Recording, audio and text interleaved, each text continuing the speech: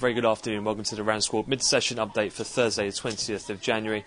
Just going through now the European cash equity close. As we saw in the European Open, a bit of outperformance was seen in the peripheral stock indices once again after various EU officials, particularly that of the head of the EFSF programme, Regling, ruled out any debt restructuring, similar to what we heard out of Germany and also Greece themselves. That as well allied that Regling was open to using the facility if it is so needed, and also saying that both Portugal and Spain can still finance in the market has helped the euro as well in the currencies. In terms of how the US session, though, has fared, much of the focus on a slew of economic data today, which was all beaten expectations pretty much across the board. The weekly jobs numbers very strong, as too was existing home sales. And in terms of Philly Fed, quite interesting to note, the job component showed a sharp increase against November's report previously.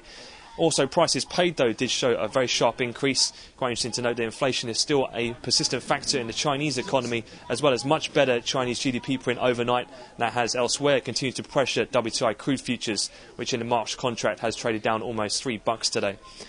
Taking a look in terms of the rest of the things to come for the session, it's pretty much wrapped up now in terms of economic data, but we are looking out for several earnings reports, predominantly from the tech sector.